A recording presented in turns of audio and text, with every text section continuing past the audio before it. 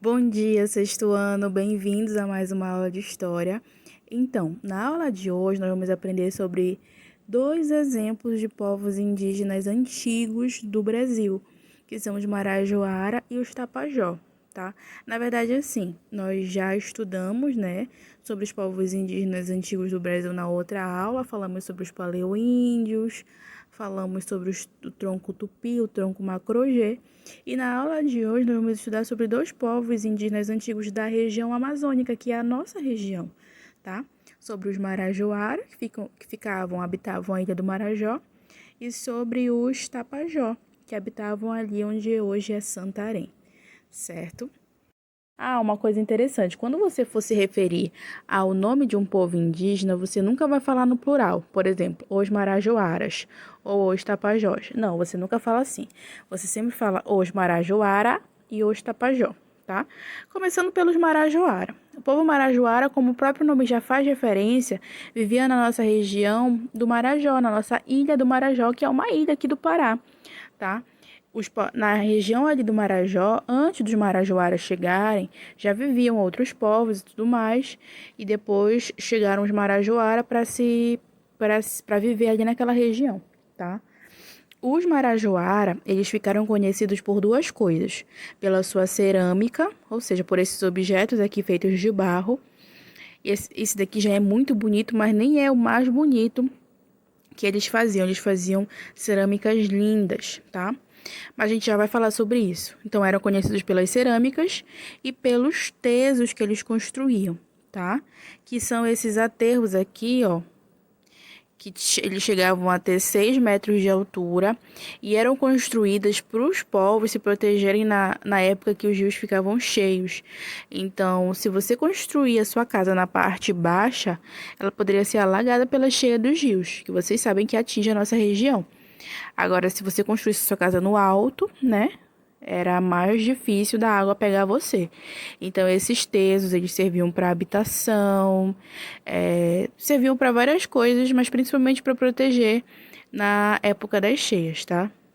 Então, ó, os tesos tinham tamanhos variados e, além de serem usados para habitação, podiam servir como cemitérios e centros cerimoniais.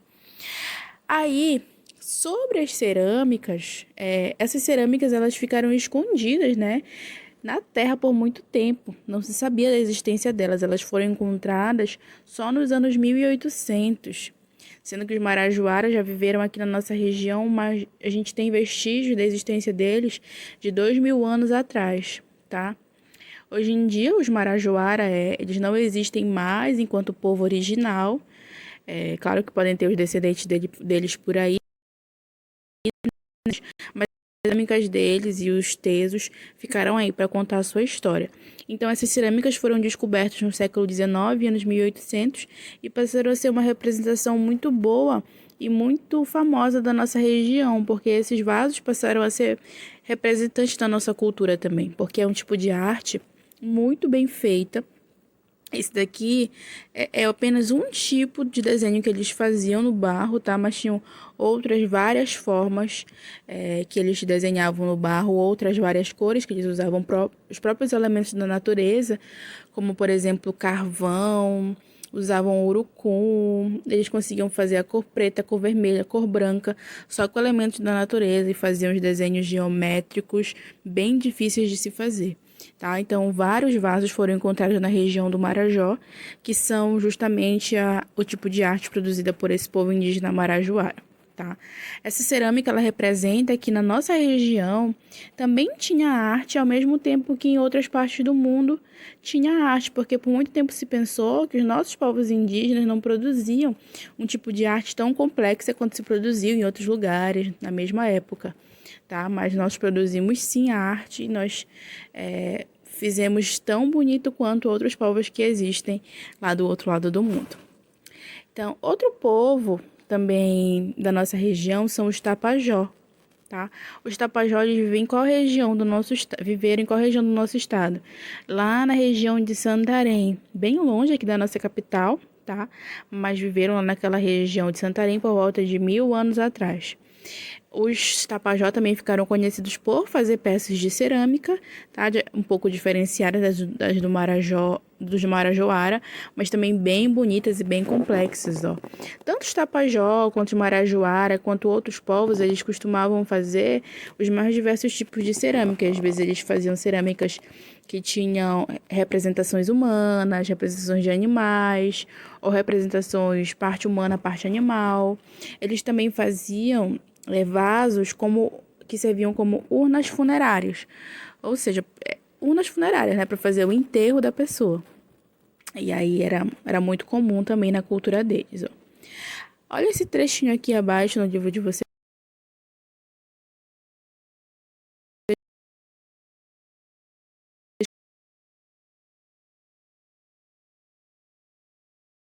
Grandes civilizações do passado, como a dos egípcios e dos gregos.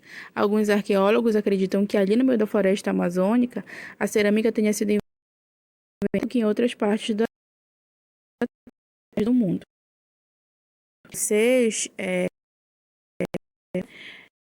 cerâmica marajoara aqui no YouTube, porque ainda hoje essa cerâmica ela é reproduzida, tá? Principalmente na região aí do Marajó. Os paraenses não valorizam tanto, não compram tanto, muitas vezes porque não entendem a importância desses vasos, né? Acham que é só uma vaso. E consumida por turistas, muito reproduzida na região do Marajó, né? Que foi onde viveram Marajoara, e também muito reproduzida em Icoaraci, que é o distrito lá de Belém, né? Tem pessoas que vivem só disso. E outra coisa, também é reproduzida muito em outros estados, cursos que são feitos sobre a cerâmica marajoara, tá bom? Vamos ver essa reportagem aqui rapidinho. E um curso de cerâmica no Sesc Vila Mariana, aqui na capital, está ajudando a disseminar a tradicional cultura do povo marajoara. É uma oportunidade de aprender e valorizar a riqueza dos indígenas do nosso país. Uma das culturas mais antigas de toda a América. Os povos indígenas que habitam a ilha do Marajó, no Pará, produzem a tradicional cerâmica marajoara há mais de 3.000 anos. Mestre Ronaldo veio de lá, da cidade de Sauri. Ele descobriu seu lugar no mundo, estudando a ancestralidade do seu povo. A cultura marajoara é muito ampla, né? Mas ela tem uma relação muito forte com a arte da cerâmica. Diversos movimentos da sociedade daquela época, como os rituais fúnebres e diversas outras representações pelo barro. É do barro que saem as mais belas formas e os desenhos mais requintados. Aqui, neste curso do Sesc Vila Mariana, é a primeira vez que muitos desses alunos entram em contato com a cultura marajoara. É uma coisa nossa, é brasileira. A gente, quando faz cursos fora, não existe uma preocupação em dar alguma coisa nossa.